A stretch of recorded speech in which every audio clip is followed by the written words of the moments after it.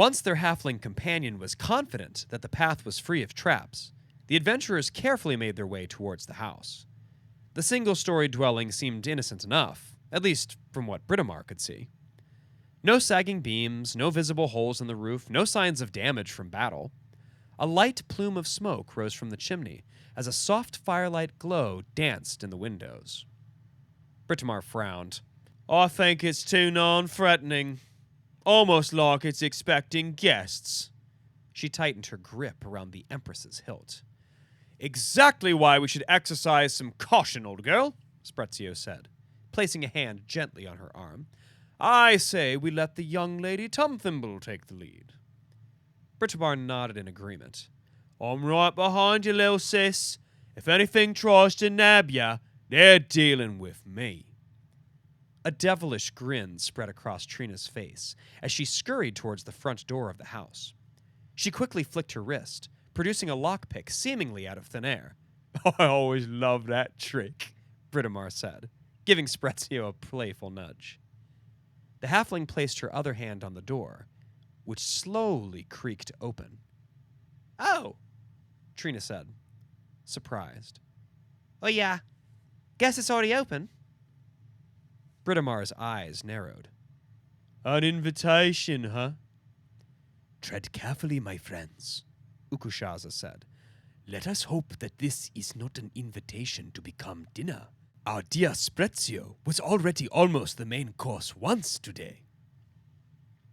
Britomart peered through the open window, sword at the ready. Upon seeing the inside of the structure, she felt a mixture of surprise and disappointment. It was perfectly ordinary, just like the outside. A small fire crackled in the hearth, illuminating the single room with an orange glow. The room had simple furnishings, a few stuffed chairs facing the fire, a wooden kitchen table with 4 matching stools, an iron chandelier with unlit candles, and a very obviously dead potted plant.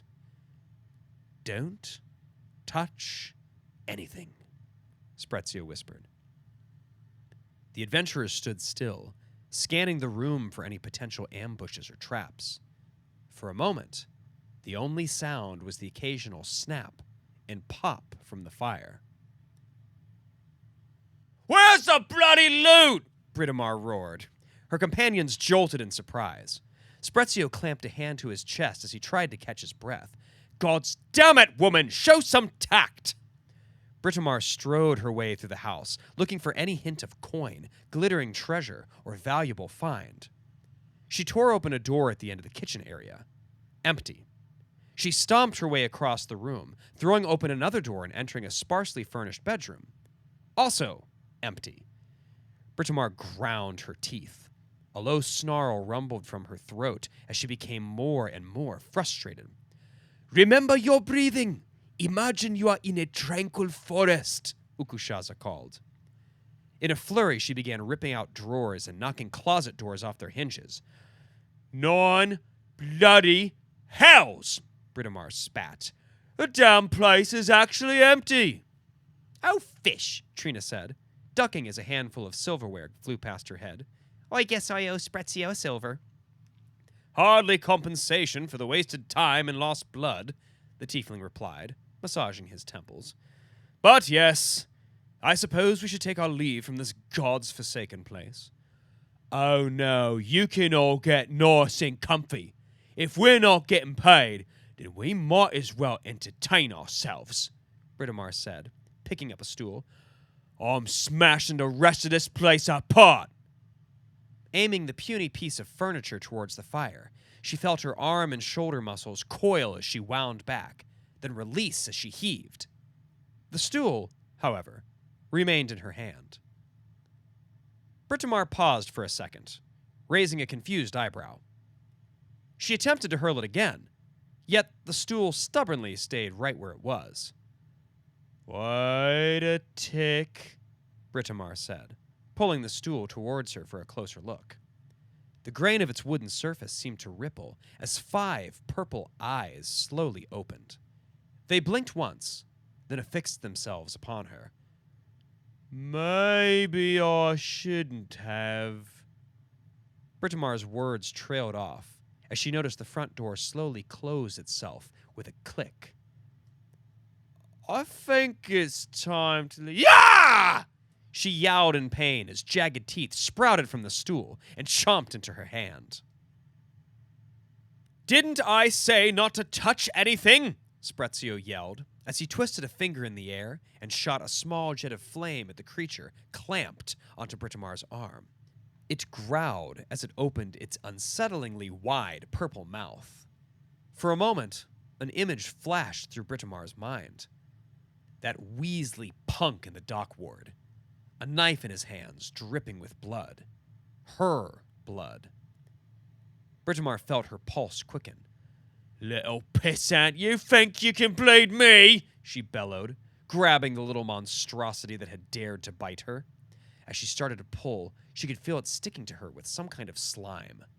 Whatever this thing was, it wanted to stay anchored right to her. Veins bulging, Britomart gritted her teeth, ripped it from her arm, and slammed it to the ground. She quickly drew the Empress and hacked into the creature with 2 heavy blows, sending sprays of thick, purple liquid across the floor.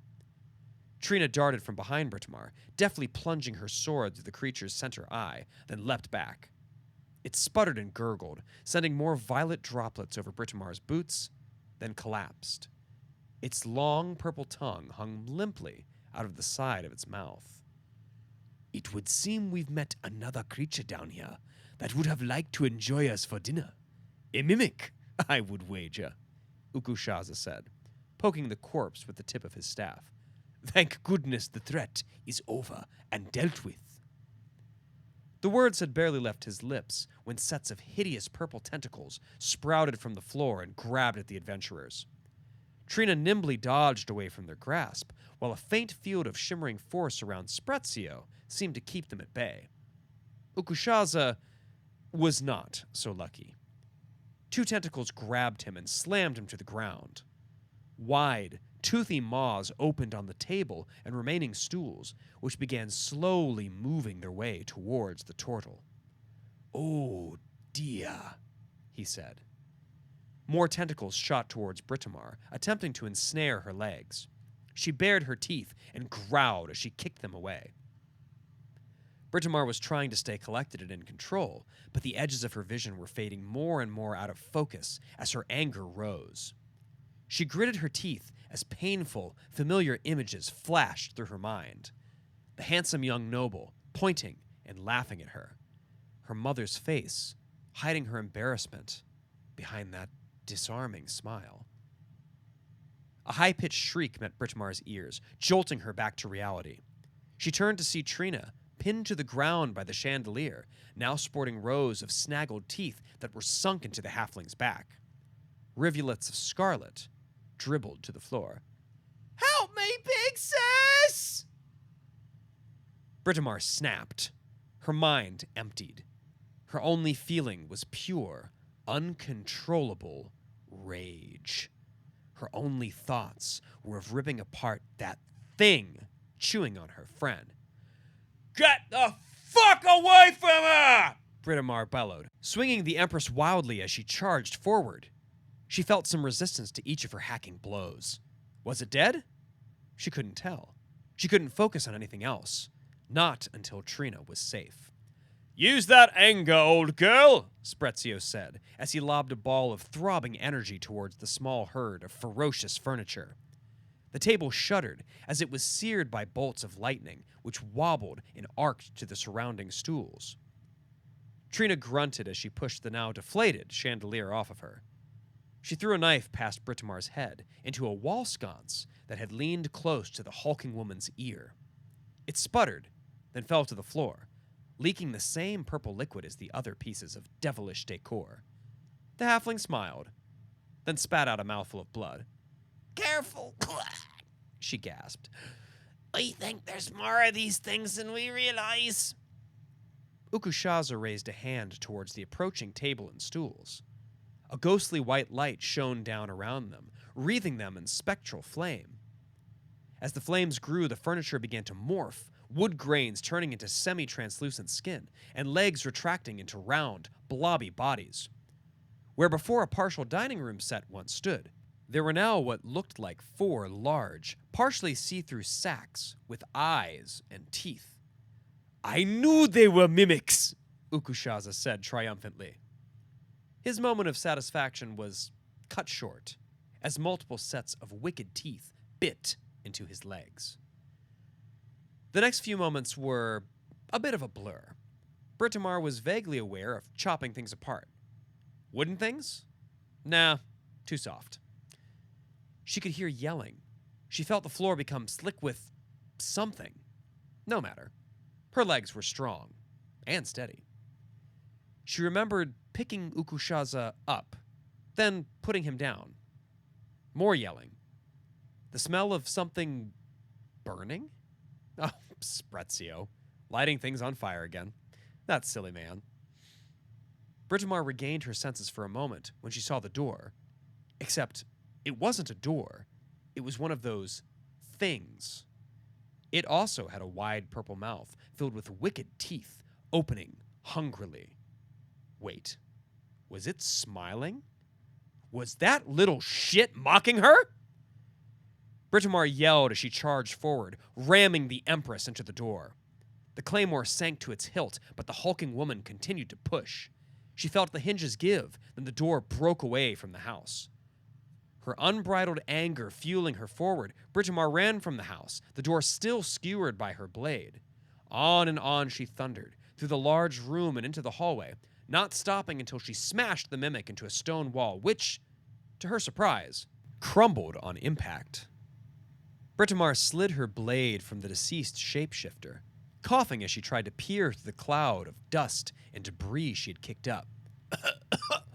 "O'Kane's golden sash? What's this, then?" Inside the secret chamber was the treasury they had been searching for. A few dust-covered curio cabinets adorned the walls, flanked by open chests filled with coins and pieces of jewelry. But what drew Britomart's attention was in the center of the room. A single light shone from the ceiling, illuminating a small dais upon which was perched a masterfully crafted necklace. The ends of its dainty white gold chain came together to cradle an exquisitely cut purple centerstone that flew flecks of light in every direction. "Now that's more like it," Britomart said, as she seized her prize. "How dare you?"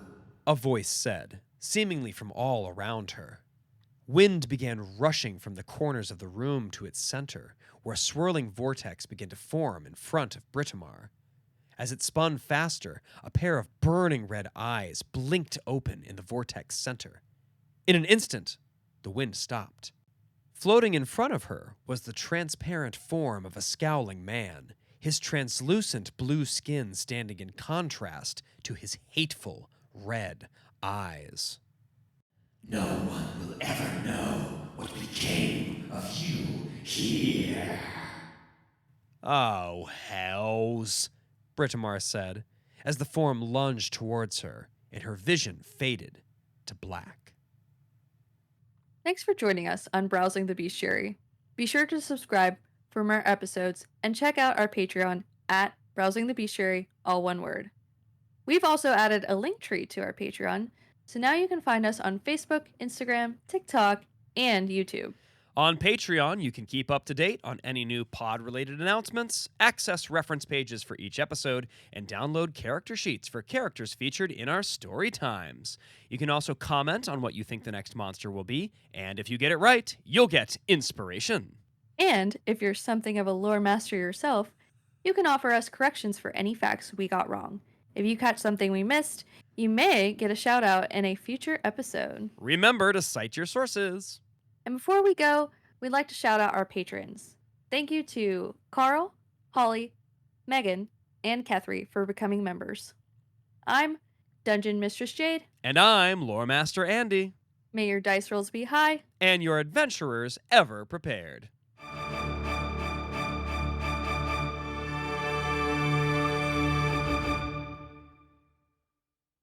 Pwah, pwah, pwah, pwah, pwah, pwah, pwah, pwah. I'm a table now. I'm a door now.